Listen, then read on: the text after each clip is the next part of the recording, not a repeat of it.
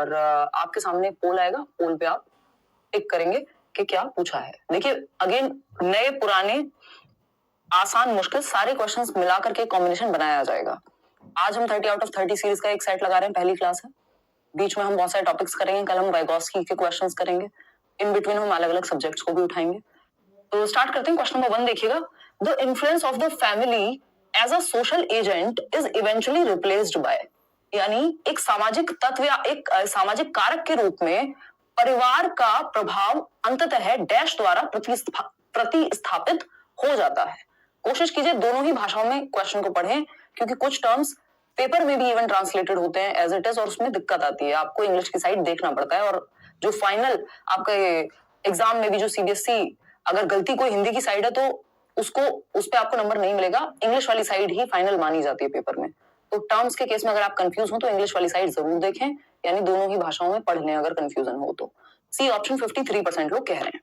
देखिएगा प्रोफेशनल्स, अच्छा C option यानी पीयर ग्रुप्स आप कह रहे हैं, चलिए 50% लोग सही उत्तर दे पा रहे हैं। मैं ये कहूंगी कि the influence of the family, यानी परिवार का जो प्रभाव है एज अ सोशल एजेंट, भाई सामाजिक कारक है, समाज का छोटा रूप है, मिनिएचर वर्जन है। कौन? परिवार समाज का छोटा रूप है ना, परिवार तो सामाजिक वाहक है हुआ एक, is eventually replaced bye, family replace हो जाती है सामाजिकरण की प्रक्रिया में एक टाइम के बाद। कौन स्थान ले लेता है फैमिली का? फैमिली का नहीं, बेसिकली जो इंपॉर्टेंस है, जैसे प्राइमरी फैमिली है तो सबसे ज्यादा टाइम बच्चा परिवार में बिताता है, शुरुआत के जो 3 साल हैं उसके, या इवन 5-6 साल तक भी, जब तक वो फर्स्ट क्लास में नहीं है। और धीरे धीरे हम देख रहे हैं 6 साल के बाद से पीयर ग्रुप में बहुत ज्यादा, जिसको गैंग एज भी कह रहे हैं हम, फिर एडोलेसेंस आ जाएगा तो और ज्यादा पीयर ग्रुप का प्रभाव है। फिर जो जैसे कपड़े उसके दोस्त पहनते हैं वैसे वो कपड़े पहनना चाहेगा, जैसे वो बाइक कोई चला रहा है, मान लीजिए जो टीनेजर्स हैं या कुछ भी, वो खिलौने तक भी इस चॉइस पे बेस होता है उनका कि उनके दोस्त क्या पहन रहे हैं, क्या खा रहे हैं, क्या कहाँ जा रहे हैं छुट्टियों में। तो सहकर्मी समूह या सहपाठी समूह जो है वो रिप्लेस कर देता है परिवार का जो रोल है सामाजिकरण में। मतलब शुरुआत में हम समाज में कैसे रहते हैं, ये तौर तरीके कहां से सीखते हैं? परिवार से सीखते हैं कि कोई घर पे आए तो पानी पूछते हैं, नमस्ते करते हैं, व्हाटएवर, मम्मी पापा को नमस्ते करते हैं सुबह उठ के, या भगवान की पूजा करते हैं, या जो भी इबादत करते हैं जिसके यहाँ पे जो है। तो ये क्या हुआ? परिवार से सीख रहे हैं हम कि समाज में कैसे रहते हैं। लेकिन इवेंचुअली धीरे धीरे हम पे प्रभाव ज्यादा पड़ जाता है एक बच्चे पे एक समय के बाद, जैसे ही वो स्कूल जाना शुरू करता है अपने दोस्तों का। और एक समय तो ऐसा है जब पीक है वो चीज, एडोलेसेंस तक आते आते। तो पीयर ग्रुप से फिर हम सीखते हैं कि समाज में कैसे रहना है, क्या हमारे नियम कायदे कानून होंगे, तौर तरीके होंगे। तो ये सिंपल सा आंसर था। यहाँ पे प्रोफेशनल्स तो बहुत दूर की बात है, neighbours, none of the above, neighbours की तो आप कितनी सुनते हैं आपको भी पता होगा। तो peer group is the right answer over here. देख रहे हो क्वेश्चन को कैसे भी घुमा करके पूछा जा सकता है। आगे बढ़ेंगे, सी ऑप्शन सही था। क्वेश्चन नंबर 2 पर क्या कहता है? Question number 2, where does the agent of socialisation conduct, ये बिल्कुल वैसा ही पेपर मान लीजिए आप 30 नंबर का, जैसा आप फाइनल पेपर दे रहे हो, लेकिन अभी शुरुआत है तो समझते हुए चलेंगे, है ना। मिक्स्ड क्वेश्चंस का सेट है पूरा। क्वेश्चन नंबर 2 है, where does the agent of socialisation conduct activities, यानी एक और क्वेश्चन है सोशलाइजेशन से, 1 नंबर का क्वेश्चन आता है, कई बार 2 क्वेश्चन भी आ जाते हैं, है ना। सामाजिकरण के वाहक कहां गतिविधियों का संचालन करते हैं, यानी सोशलाइजिंग एजेंट्स जो हैं उनकी एक्टिविटीज होती कहां है, मतलब सामाजिकरण की जो प्रक्रिया है वो चल कहां रही है? समाज में चलेगी। समाज डायरेक्ट ऑप्शन में है नहीं, तो क्या बचा? ऑप्शन हमारे पास कम्युनिटीज का अच्छा है, कैटेगरीज, पीयर ग्रुप्स, मीडिया। हाँ होती तो मीडिया में भी है, हम मीडिया से भी सीख रहे हैं, कोई मूवी आ रही है तो, है ना, कि मीडिया से भी हम सीख रहे हैं। अभी देख रहे हैं रिसेंटली एनिमल मूवी आई है, कितनी रील्स बनाई जा रही हैं, कितने व्यूज लाए जा रहे हैं, है ना। लोग गाने जो सुनते हैं मूवीज में इवन उस तरह की रील्स बनाते हैं। तो ये क्या है? बेसिकली मीडिया का भी प्रभाव होता है सामाजिकरण पे, ये हम कहेंगे। पीयर ग्रुप्स, आपके दोस्त यार जिस तरह से रह रहे हैं वो भी है।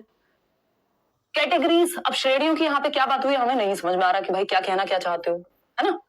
लेकिन ये दोनों बातें सही हैं, ये दोनों अपने आप आ जाएंगे यहाँ पे कम्युनिटीज के अंदर। जो आपका पीयर ग्रुप है वो कम्युनिटी में भी तो इन्वॉल्व हो सकता है या नहीं, मीडिया कम्युनिटी से निकल के जा रहा है। तो बेटर ऑप्शन जो है हमारे पास वो समुदाय है, कि सामाजिकरण के वाहक जो गतिविधियों का संचालन है, जो एक्टिविटीज है समाज की, दिवाली मना रहे हैं, होली मना रहे हैं, न्यू ईयर सेलिब्रेट करेंगे, है ना, क्रिसमस सेलिब्रेट कर रहे हैं, ईद मना रहे हैं, कुछ और गुरु पूरब मना रहे हैं, तो ये क्या कम्युनिटीज में हो रही है ये सारी एक्टिविटीज। तो सामाजिकरण के जो वाहक हैं वो अपनी जो सोशल एजेंट्स हैं स्पेशली, वो क्या कर रहे हैं? कम्युनिटीज में अपनी एक्टिविटीज को इंप्लीमेंट कर रहे हैं एक तरह से, या संचालित कर रहे हैं मैं कहूँ। आगे बढ़ेंगे क्वेश्चन नंबर 3 पर। देखते हैं क्या कहता है क्वेश्चन नंबर 3। अगेन मैंने कहा शुरुआत के 10-12 क्वेश्चंस ऐसे होंगे बस आपको लगेगा कि वार्म अप हो रहा है, उसके बाद आपको थोड़ा दिमाग ज्यादा लगाना पड़ेगा, जैसा कि पेपर में भी होता है, सारे क्वेश्चन ना आसान होते हैं ना मुश्किल होते हैं।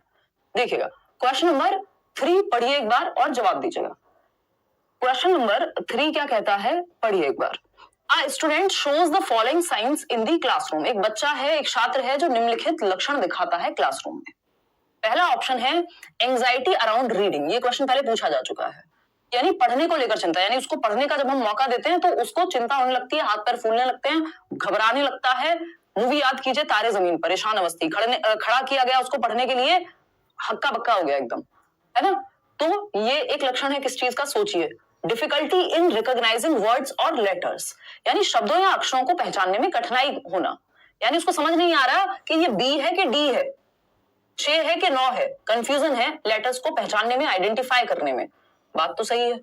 पुअर वोकैबुलरी स्किल्स, यानी खराब शब्दावली कौशल, यानी शब्द ठीक से उसके पास शब्द भंडार की कमी है, किस चीज को क्या कहेंगे, कैसे लिखेंगे, क्या पढ़ेंगे। बात सही है। डिफिकल्टी विद अंडरस्टैंडिंग और वोकैबुलरी किससे संबंधित है, रीडिंग से ही संबंधित है, ठीक है ना। डिफिकल्टी विद अंडरस्टैंडिंग और रिमेम्बरिंग व्हाट वाज रेड, उसको ये याद रखने में समस्या होती है कि क्या उसने पढ़ा था, और पढ़ के समझने में भी दिक्कत हो रही है बच्चे को, पढ़ने में भी और पढ़ के समझने में भी, मतलब पढ़ने के अराउंड बात हो रही है कहीं ना कहीं। चारों ऑप्शंस यही कह रहे हैं कि पढ़ने के अराउंड समस्या है, ठीक है जी। इसका मतलब बच्चों को क्या है, सीधा सीधा दिख रहा है, डिसलेक्सिया है। हिंदी में भी डिसलेक्सिया ही कहेंगे, पठन वैफल्य कह देते हैं वैसे। तो ये क्या है, एक लर्निंग डिसेबिलिटी है। जो लर्निंग डिसेबिलिटी टर्म है वो दिया था सैमुअल किर्क ने 1960s में, यानी एक तरह की अक्षमता है। ऑटिस्टिक नहीं है बच्चा, ऑटिस्टिक बच्चे बार बार रिपीट करते हैं चीजों को, है ना। सोशली उनको एंजाइटी होती है ज्यादा, घुलने मिलने से लोगों से, तो वो सब लक्षण तो यहाँ है नहीं। क्रिएटिव है, कुछ नया बनाने की तो बात नहीं हो रही यहाँ पे कि कुछ डिफरेंट ही आइडिया लेकर के आ गया हो बच्चा। आ स्टूडेंट विद लर्निंग डिसेबिलिटी, ये बात मैच हो रही है। आप में से कितने लोग सही उत्तर दे पा रहे हैं, 59%। भाई क्यों नहीं दे पा रहे 41% लोग सही उत्तर, बताओ एक बार इतने आसान सवाल का। सीखने की अक्षमता वाला एक छात्र, अब यहाँ पे अगर डिसलेक्सिया अलग से दिया होता तो हम डिसलेक्सिया टिक कर देते, लेकिन लर्निंग डिसेबिलिटी के अंदर आता है डिसलेक्सिया, डिसकैलकुलिया, डिसमॉर्फिया, है ना, डिसग्राफिया, ये सारी लर्निंग डिसेबिलिटीज के अंदर आती हैं। तो लर्निंग डिसेबिलिटी दे दिया मतलब डिसलेक्सिया के अंदर अपने आप आ गया होगा, क्योंकि डिसलेक्सिया अलग से नहीं दिया हुआ। आज स्टूडेंट अगर अलग से डिसलेक्सिया दिया होता तो हम कहते थे डिसलेक्सिया। आज स्टूडेंट विद मेंटल इंपेयरमेंट, भाई कोई मानसिक मंदता या मानसिक दिव्यांगता या परेशानी नहीं है बच्चे को, ये कोई मानसिक प्रॉब्लम नहीं है, ऐसा नहीं आईक्यू कम है बच्चे का या वो रिटार्डेड है, सीख नहीं सकता। ये ब्रेन की न्यूरोलॉजिकल वायरिंग इनकी ऐसी होती है कि इनको, आपको ए ऐसे समझ आता हो, इनके दिमाग में ऐसा बनता हो, बी को डी पढ़ लेते हैं, सॉ को वॉज पढ़ लेते हैं, गॉड को डॉग पढ़ लेते हैं, रिवर्स पढ़ लेते हैं कई बार अक्षरों को, है ना। तो C option is the right answer. आगे बढ़ेंगे, ये क्लास की बात हुई। देखिएगा एक बार, अगर हम देखें यहाँ पे तो ये सारी लर्निंग डिसेबिलिटीज हैं। थोड़ा सा समय लगाइएगा, इसको रील की तरह मत लीजिएगा 30 सेकंड की या 1 मिनट की, कि बहुत जल्दी से स्पीड में कोई आपको करा दे। स्पीड आप बढ़ा सकते हैं बाद में चाहें, क्योंकि दिमाग में टिक नहीं पाएंगी चीजें। मैं तो जल्दी से पढ़ा के निकल जाऊंगी, आपको पता है मेरी स्पीड ठीक ठाक है ना। लर्निंग डिसेबिलिटी की जब हम बात कर रहे हैं तो ये हमने शुरुआत में भी बात की, जो एलडीज कहा जाता है इनको, लर्निंग डिसेबिलिटीज, अधिगम अक्षमताएं, सीखने में जो होने वाली अक्षमताएं हैं। इनका मतलब ये नहीं है कि बच्चे का आईक्यू कम है, उसका दिमाग खराब है, आई मीन मानसिक मंदता या कोई समस्या है, मेंटल प्रॉब्लम नहीं है। ये एक इनकी न्यूरोलॉजिकल वायरिंग डिफरेंट होती है ना। इस पे भी क्वेश्चन इस बार आया हुआ है 2023 में कि न्यूरोलॉजिकल वायरिंग उस तरह की होती है। अगर हम बात करें, दिया था सैमुअल किर्क ने, सैमुअल किर्क नाम के व्यक्ति ने 1960s में, है ना। जानने में क्या जाता है, 4 बातें पता होंगी तो भूलेंगे नहीं, कुछ ना कुछ याद रह जाएगा और चीजें कनेक्ट कर जाएंगे पेपर में। सैमुअल किर्क नाम के व्यक्ति ने 1960s। अब इसमें आपने पढ़ा है डिसलेक्सिया सबसे ज्यादा कॉमन है, हर बार एक क्वेश्चन आता है, पढ़ने से संबंधित समस्या है, रीडिंग से संबंधित, है ना। इसके अलावा 2-3 सबसे ज्यादा कॉमन है, डिसग्राफिया। ग्राफ का मतलब होता है, ग्राफ यानी पेंसिल से बनाओगे ना ग्राफ, ऐसे दिमाग में रख सकते हो कि राइटिंग से संबंधित दिक्कत है तो डिसग्राफिया है ना। इसके अलावा अगर मैं बात करूं डिसकैलकुलिया, कैलकुलेशंस का मतलब ही है कि मैथ्स में कैलकुलेशन में दिक्कत हो रही होगी, है ना, तो मैथमेटिक्स या कैलकुलेशन रिलेटेड दिक्कत है, ठीक है जी। डिसफेजिया और होता है जो इंपॉर्टेंट है, डिसफेजिया मतलब लैंग्वेज को समझने में, भाषा को समझने में दिक्कत। तो ये 4 तो आप दिमाग में बार बार रेपिटेशन में बिठा लीजिए। समझने में दिक्कत, वीकनेस इतनी है कि हाथ में दर्द होने लगता है लिखते लिखते, जबकि देखिएगा, इतनी बात क्लियर है जी? कोई दिक्कत परेशानी दर्द समस्या यहां तक हो तो आप बता दीजिए, ईश्वर ने चाहा तो अब आपकी छुट्टी करेंगे नहीं हम, ठीक है ना? चलिए, भाषा समझने में दिक्कत, डिस्फेजिया, हिंदी में भी इसको डिस्फेजिया ही कहेंगे। डिसकैलकुलिया मैथमेटिक्स में बच्चा गुणा की जगह भाग, मतलब गड़बड़ हो जाती है उसकी कैलकुलेशन में। डिसग्राफिया है राइटिंग से संबंधित, डिसलेक्सिया है रीडिंग से संबंधित है और भी, बट ये 4 सबसे ज्यादा महत्वपूर्ण है आपके एग्जाम की दृष्टि से। चलिए आगे बढ़ते हैं और नेक्स्ट क्वेश्चन पे मूव करेंगे और आप पोल में जवाब दीजिएगा। क्वेश्चन नंबर 4 देखिएगा एक बार, आसान सा सवाल है, थोड़ा सा पढ़ने में बड़ा लग सकता है, पेडागोजिकल सवाल थोड़े पढ़ने में बड़े होते ही हैं, बस पढ़ के समझ लिया आपकी हाफ बैटल वॉन है, ठीक है जी? लाइक शेयर करते रहना है, ऐसे नहीं कि 10,000 लोग देख रहे हैं, 1,500 लोग लाइक कर रहे हैं, एनर्जी तभी निकल करके आएगी, है ना? आज शाम वाली क्लास में मैं 6 बजे ये सोच रही थी, पता नहीं यार ले पाऊंगी या नहीं ले पाऊंगी, 15 मिनट पहले भी मैं सोच रही थी कि मैसेज डाल देती हूँ टीम को कैंसिल करने के लिए कि बिल्कुल एनर्जी फील नहीं हो रही। आप खुद सोचिए 8.5 हीमोग्लोबिन पे कितनी एनर्जी फील हो रही होगी। तो लेकिन जैसे ही क्लास लेना शुरू किया थोड़ी सी हिम्मत करके, 15 मिनट बाद मैं ही भूल गई कि कोई दिक्कत है। देखिए एक बार, तो अगर हम बात करें क्वेश्चन नंबर 4 की, तो वही चीज यहाँ पे चाहिए। क्वेश्चन नंबर 4 है, a teacher can address needs of specially abled learners in an inclusive classroom. एक शिक्षक एक समावेशी कक्षा में विशेष आवश्यकताओं वाले शिक्षार्थियों को संबोधित कर सकता है। समावेशी कक्षा कौन सी है भाई? जहां हर तरह के बच्चे हैं, जहां वो बच्चा है जो गिफ्टेड भी है, यानी जिसका दिमाग बाकियों से तेज चलता है, जहां वो बच्चा है जो कुछ नया भी करना जानता है, जहां वो बच्चा है जिसको चलने में दिक्कत है, जहां वो बच्चा है जिसको सुनने में दिक्कत है, जहां वो बच्चा है जिसको कोई भी समस्या है, हर तरह का बच्चा आपका समावेशी कक्षा में होगा, इसीलिए इंक्लूसिव एजुकेशन कहते हैं, यानी एजुकेशन फॉर ऑल। तो स्पेशली एबल्ड बच्चा है, विशेष आवश्यकताओं वाला बच्चा है, उसको कैसे इंक्लूड करेंगे किसमें? इंक्लूसिव एजुकेशन में। ये बात हमें यहाँ पूछी है।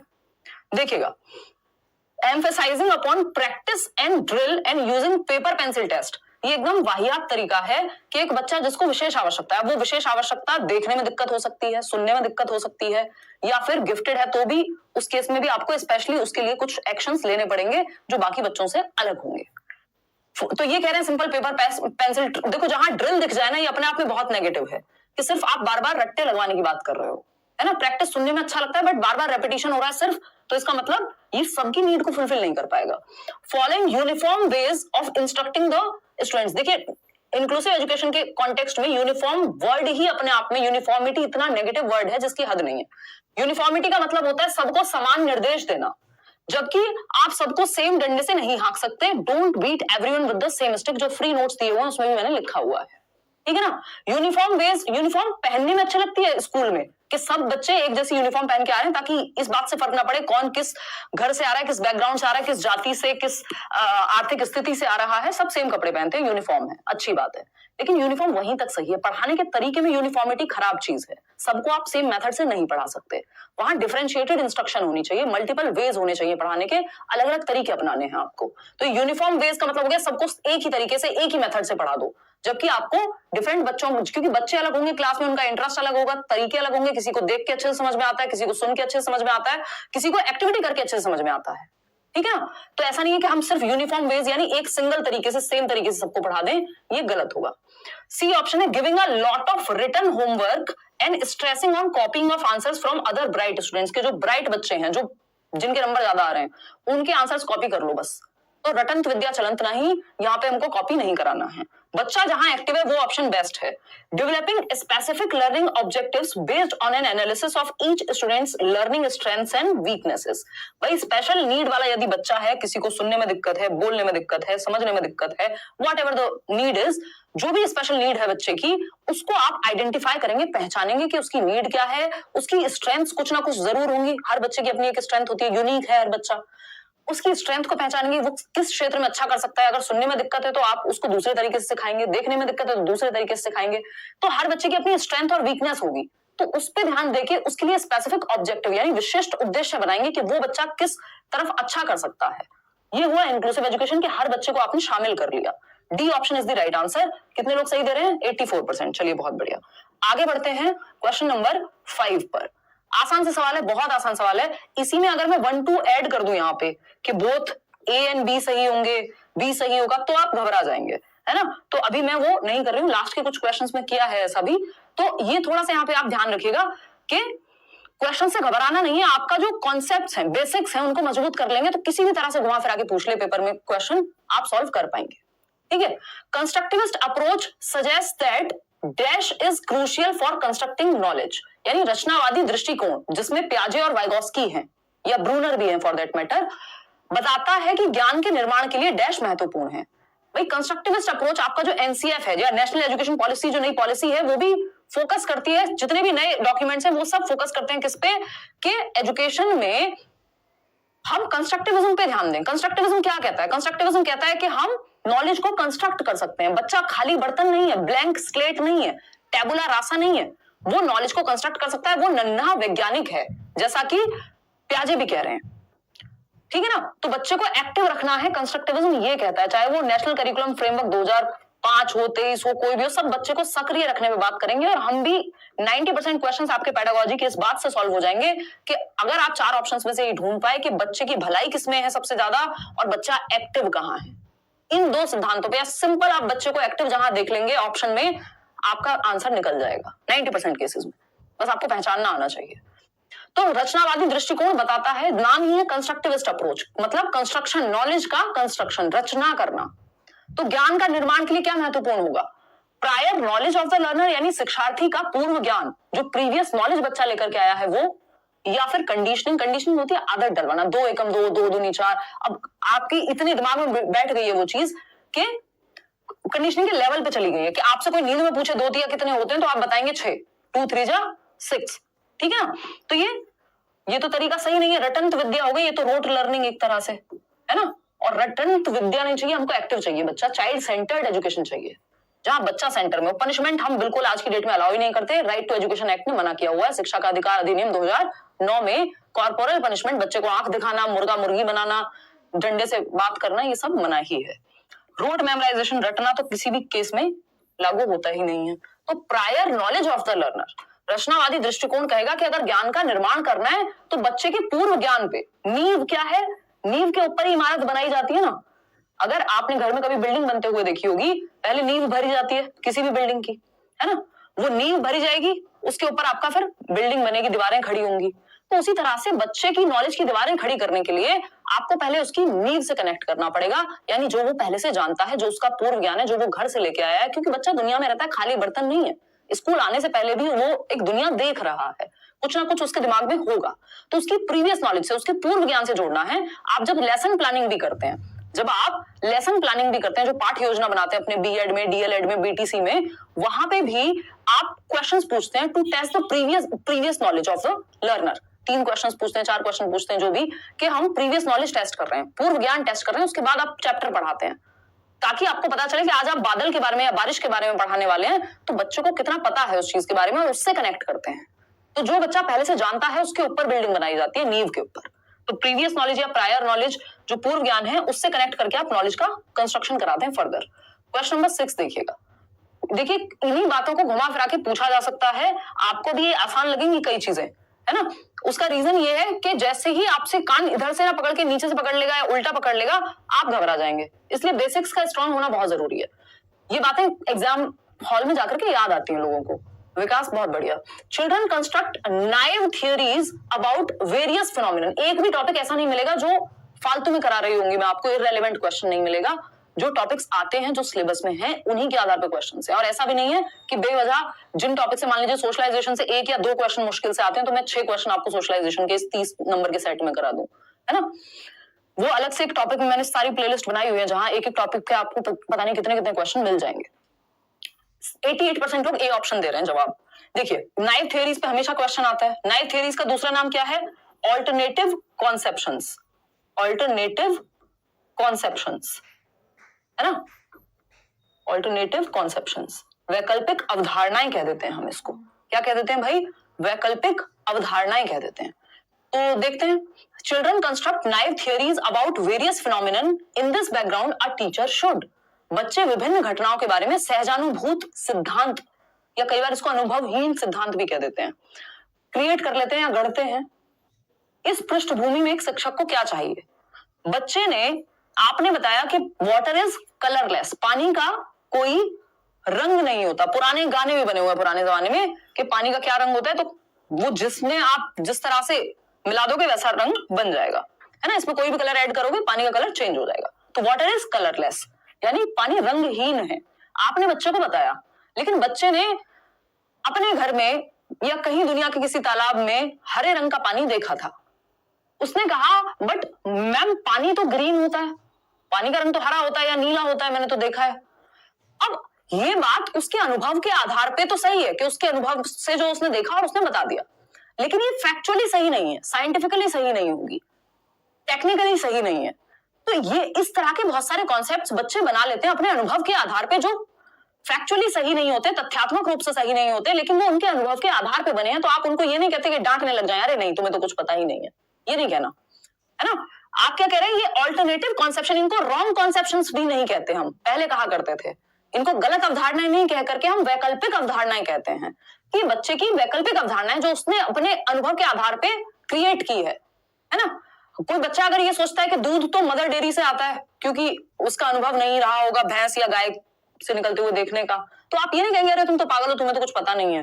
वो उसकी ऑल्टरनेटिव कॉन्सेप्शन है, वो उसकी नाइव थियरी है। नाइव थियरी क्या होती है, जो हम क्या कहेंगे, एक सहज रूप से बना लेते हैं अपने अनुभव के आधार पे, या बचपने में बना लेते हैं। एक तरह से आप ये भी कह सकते हो कि भाई कुछ लोग होते हैं मतलब उन्हें दीन दुनिया का पता ही नहीं। कई बार हम कहते हैं बहुत ज्यादा, मान लीजिए कोई इनोसेंट है, हम कहें अरे बड़ा नाइव है यार, इसको पता ही नहीं है दुनिया कितना छल है दुनिया में। तो मतलब एक वो बचपन में या जो अपने अनुभव के आधार में बहुत इनिशियली, जिनमें बहुत ज्यादा दिमाग शायद उस तरह से नहीं लगाया गया, तो इनको हम सही मानते हैं। क्यों? क्योंकि बच्चा अपने अनुभव के आधार पर एटलीस्ट खुद को प्रदर्शित तो कर रहा है, अपने आप को व्यक्त तो कर रहा है, ठीक है ना। In this background our teacher should challenge these conceptions of the children through dialogue. बच्चे की इस धारणा को, इन अवधारणाओं को संवाद के माध्यम से चुनौती दे, डिसमिस कर दे, यानी बच्चों के इन विचारों को खारिज ही कर दे कि जाओ भागो यहां से, ये नहीं करना। इग्नोर कर दे तो फिर सही कैसे होगा भाई? अगर इग्नोर कर दिया तो बच्चा जिंदगी भर यही सोचता रहेगा पानी तो नीले रंग का होता है, ठीक है ना। scold the child या scold the children for having these ideas that interfere with her teaching, कि बच्चों के ऐसे विचारों के लिए उनको डांटेंगे, अरे पता तो कुछ है नहीं, ये नहीं करना। इग्नोर करना, डांटना या डिसमिस कर देना, ये सॉल्यूशन नहीं होगा। सॉल्यूशन क्या होगा? डिस्कशन। अब ये पहला वर्ड पढ़ के हमें ऐसा लगता है कि यार चैलेंज क्यों कर रहे हैं हम, लेकिन आपके पास कोई और ऑप्शन नहीं है। आपको इसका मीनिंग समझना है कि सेंस क्या बना रही है ये बात। तो सबसे बेटर ऑप्शन यहाँ पे यही है, जहां बच्चा भी एक्टिव होगा, कि बच्चे की इन अवधारणाओं को संवाद के माध्यम से चुनौती दें। सॉरी, मतलब कि हम डिस्कशन करेंगे कि क्या ये बात सही है या नहीं है, तथ्यों पे बात करेंगे, 4 बच्चे और अपने अपने अनुभव बताएंगे, तब हम सही कंक्लूजन तक पहुंच पाएंगे।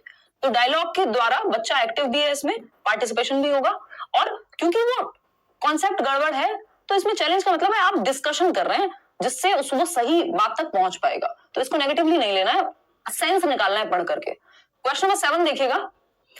क्वेश्चन धीरे धीरे आपके सोचने के लिए मजबूर करते जाएंगे। When students repeatedly engage in an activity such as design and conduct an experiment to earn a reward that is not, ये क्वेश्चन आया हुआ है, that is not directly related to that activity such as earn a star or badge, they are likely to। जब छात्र पुरस्कार अर्जित करने के लिए बार बार किसी ऐसी गतिविधि जैसे कि प्रयोग को डिजाइन करना और संचालित करना में संलग्न होते हैं जो सीधे तौर पे उस गतिविधि से संबंधित नहीं है, यानी कोई एक्टिविटी की, कहा कुछ प्रोजेक्ट बनाओ और स्टार मिलेगा, होते ना बच्चे बहुत खुश होते हैं, मैम आज तो देखो, मम्मी देखो, दीदी देखो, आज तो मुझे स्टार मिला है ना, मैम ने मुझे 3 स्टार दिए हैं मेरी राइटिंग के लिए। तो जब बच्चे बार बार कोई काम इसलिए करते हैं क्योंकि उनको स्टार मिलेगा, कोई बैज मिलेगा, उनको गुड मिलेगा, वेरी गुड मिलेगा, तो इससे होगा क्या अंत में? Develop materialistic attitude towards learning, यानी सीखने के प्रति भौतिकवादी दृष्टिकोण विकसित कर लेंगे कि तभी सीखेंगे जब कुछ मिलेगा, चाहे पापा चॉकलेट दें, चाहे मैम स्टार दें, साइकिल मिलेगी तो फर्स्ट आऊंगा या आऊंगी, ये एटीट्यूड आ जाएगा, बिल्कुल आ जाएगा, सही बात है। फिर भी पढ़ते हैं बाकी के 3 option. Enjoy learning for the sake of understanding, यानी समझने के लिए सीखने का आनंद लेंगे। तो जिसको समझने के लिए सीखने का आनंद आ रहा है उसको फर्क नहीं पड़ता कुछ मिलेगा कि नहीं मिलेगा, है ना, ऐसा नहीं है। Persist in doing the activity even without the reward, ऐसा नहीं है अगर आपको रिवॉर्ड के लिए काम करने की आदत पड़ गई है तो आप बिना रिवॉर्ड के काम करने का मन ही नहीं करेगा, है ना। चलिए अगर चलिए डी ऑप्शन है set mastery goals for themselves rather than work to please others, यानी मास्टरी गोल अपने लिए बनाना कि भाई मुझे महारत या निपुणता हासिल करनी है, ना कि मुझे किसी से कुछ चाहिए। ये ऐसा नहीं होगा, ऐसा तब होगा जब आपने सीखने के एंजॉयमेंट को बच्चे के अंदर जगाया होता कि सीखने का अपना मजा है, वो आपने नहीं किया। यहाँ पे आप रिवॉर्ड देके चाह रहे हैं कि वो अंडरस्टैंडिंग के लिए सीखे। जब बार बार रिवॉर्ड पे हम फोकस करते हैं तो मटेरियलिस्टिक एटीट्यूड बच्चे का बन जाता है। तो A option is the right answer. और एक टाइम ऐसा भी आ सकता है जब वो चॉकलेट के लिए काम भी ना करे, बोर हो जाए उस चॉकलेट से भी, अब उसको कुछ बड़ा चाहिए होगा। क्वेश्चन नंबर 8 देखिए, तो हमें बच्चे में एंजॉयमेंट, जॉय क्रिएट करना है लर्निंग को लेकर के कि उसको सीखने में मजा आए, फिर उसको कुछ मिले ना मिले वो सीखेगा जरूर, है ना। The concept of childhood is, यानी बाल्यावस्था की जो अवधारणा है, बचपन की जो अवधारणा है, ये कुछ क्वेश्चन इसमें मैं जरूर ऐसे डालूंगी जो महत्वपूर्ण है प्रीवियस ईयर के, और ज्यादातर क्वेश्चन हम नए रखेंगे। ये क्वेश्चन आया है और इस क्वेश्चन में बहुत लोग गलती करते हैं, हर बार गलती करते हैं, हर बार मैं ये डिस्कस करती हूँ। और देखिएगा, तो अगर हम बात करें the concept of childhood is, बचपन की अवधारणा universally the same across different cultural context, यानी विभिन्न सांस्कृतिक संदर्भों में सार्वभौमिक रूप से समान है। अब देखो 60% लोगों ने गलत जवाब इसका दे दिया, फटाक से ए ऑप्शन कह दिया कि हाँ जी चाइल्डहुड मतलब यूनिवर्सली सेम है अक्रॉस डिफरेंट कल्चरल कॉन्टेक्स्ट, यानी किसी भी कल्चर में सेम होता है चाइल्डहुड।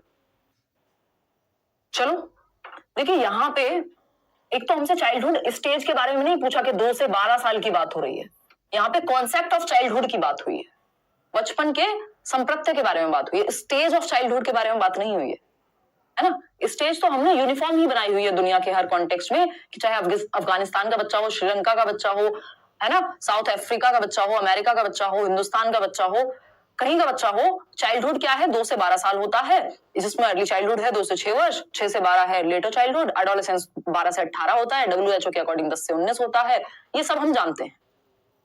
लेकिन यहाँ पे स्टेज नहीं पूछा, स्टेजेस तो यूनिवर्सल हैं, चाइल्डहुड कह लीजिए या जो भी डेवलपमेंट की स्टेज है वो यूनिवर्सल है पूरी दुनिया में, लेकिन यहाँ पे कॉन्सेप्ट की बात हो रही है बचपन के, वो यहां गड़बड़ हो गई। फिर ऑप्शन देखते हैं second, a social construction according to contemporary socio constructivist theorist, यानी समकालीन सामाजिक रचनावादी सिद्धांतकारों के अनुसार एक सामाजिक उत्पाद है, यानी जो सोशियो कंस्ट्रक्टिविस्ट लोग हैं, जिनमें से एक को हम बहुत अच्छे से जानते हैं, वाइगॉस्की, है ना, जो ये कहते हैं कि सामाजिक सांस्कृतिक सिद्धांतकारों के अनुसार एक सामाजिक अवधारणा है।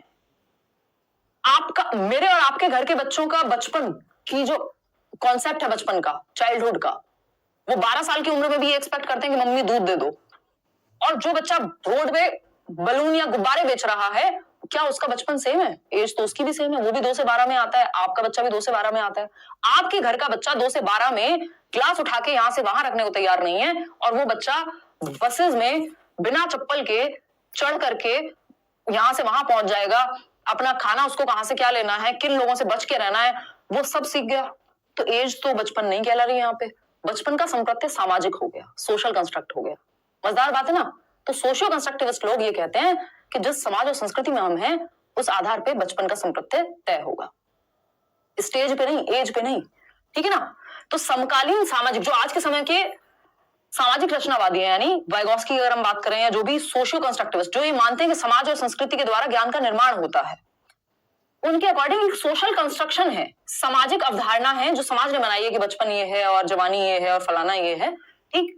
That children are born evil and have to be civilised, ऐसा कोई नहीं कह रहा है यहाँ पे, ये पुरानी बातें थी कि बच्चे बुरे पैदा होते हैं, उनको ठीक करना होता है। That children begin with nothing at all and their characteristics are shaped entirely by environment, ये बिहेवियरिस्टिक बात है, व्यवहारवादी तत्व है। टेबुला रासा, जैसे कि जॉन लॉक ने कहा था कि बच्चा क्या है, खाली बर्तन है, खाली तख्ती है, उसमें भरना है ज्ञान, जबकि ऐसा नहीं है, बच्चे ज्ञान के एक्टिव कंस्ट्रक्टर हैं, सक्रिय निर्माता हैं, ठीक है ना। Universally the same across different cultural context, culture का फर्क पड़ता है बचपन पे भी, और यहाँ पे स्टेज की बात नहीं हो रही, स्टेज सेम है यूनिवर्सली, कॉन्सेप्ट डिफरेंट है। तो B option is the right answer. आगे बढ़ेंगे क्वेश्चन नंबर 9 पर, और इसमें कई लोगों को ये लग सकता है अरे सीटेट ने गलत जवाब दे दिया होगा। जब आप पढ़ेंगे सोशियो कंस्ट्रक्टिविस्ट थॉट के बारे में, तो आप ये जानेंगे कि ये बात बिल्कुल सही है, ठीक है ना।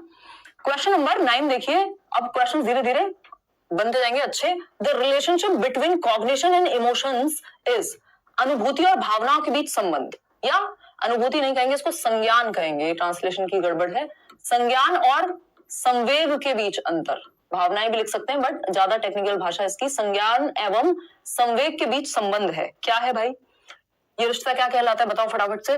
कॉग्निशन एंड इमोशन, एक क्वेश्चन हर बार आता ही है ना, सिलेबस में है, हर बार आता है। और सीटेट का सिलेबस का ऐसा कोई हिस्सा नहीं है जहां से क्वेश्चन ना आता हो। ठीक है जी, हिंदी की क्लास भी कराएंगे भाई, डोंट वरी। फटाफट से बताओ, डी ऑप्शन कह रहे हैं 55% लोग बताते हैं। ये मुझे ही दिख रहा है 1.5 के लाइक, 1,500 लोगों ने लाइक किया, 11,000 लोग दिख रहे हैं, या तो ये कोई ग्लिच है, ग्लिच है नहीं, 6,500 लोगों ने भी लाइक किया। चलिए बहुत बहुत बढ़िया। देखिए एनर्जी बनी रहनी चाहिए, ऐसा नहीं है कि अब समय ज्यादा है नहीं तो मस्त पढ़ाई करेंगे। अभी भी आप शुरू कर रहे हैं तो अच्छे से पेपर कर सकते हैं क्लियर, कॉन्सेप्ट्स क्लियर करने हैं। कॉग्निशन एंड इमोशन, कितने लोग क्या कह रहे हैं? डी ऑप्शन 63% लोग, बाई डायरेक्शनल है। ठीक तो है, बढ़िया है। मैं तो डर गई थी, मैंने गलत जवाब दे दिया। चलो ठीक है, मेरे को लगा इतने आसान क्वेश्चन का गलत जवाब कैसे दे सकते हो।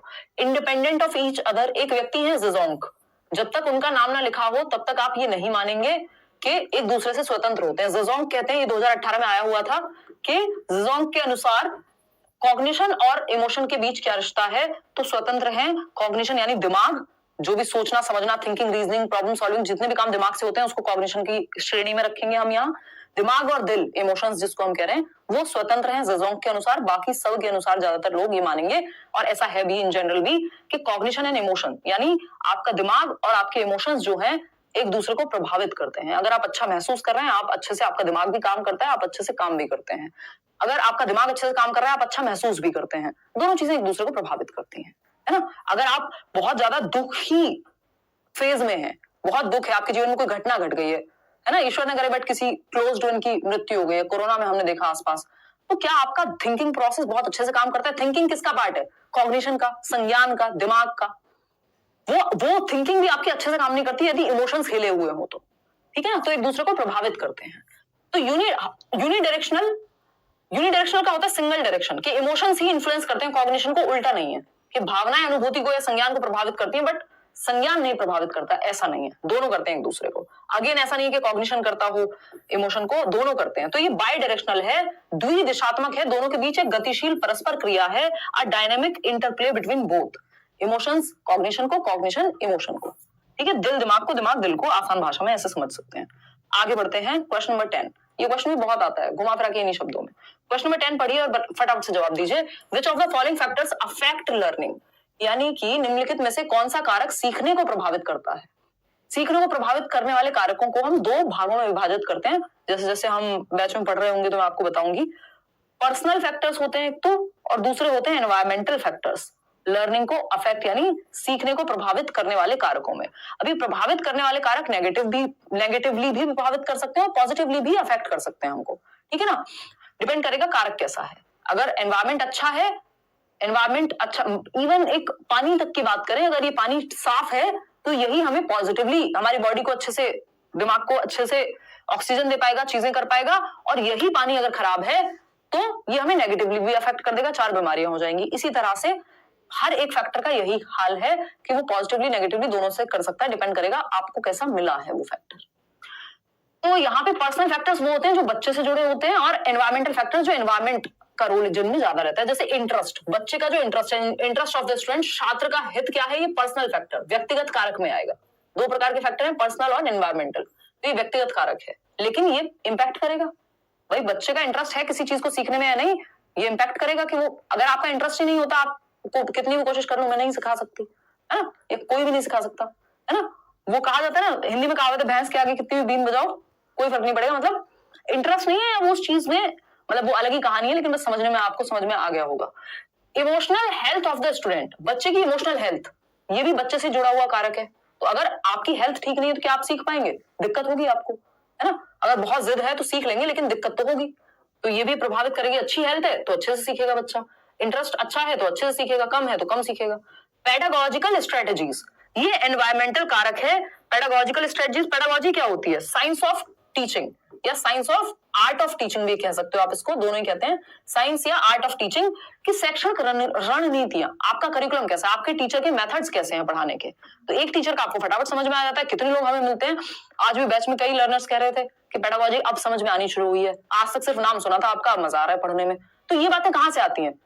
शायद पेडागोजिकल, ये मैंने थोड़ी बनाई है पियाजे की थियरी, या मैं थोड़ी ना लेकर के आई हूं, पहले से एग्जिस्ट करता था पूरा सिलेबस, लेकिन वो मेरे वेज हो सकते हैं जो आपको टीचिंग स्किल्स पसंद आती हैं, है ना। तो ये क्या हुआ, पेडागोजिकल स्ट्रेटजीज। तो कुछ ऐसे भी होंगे जिनको ना भी समझ आती हो भाई, किसी को किसी और टीचर समझ में आता हो।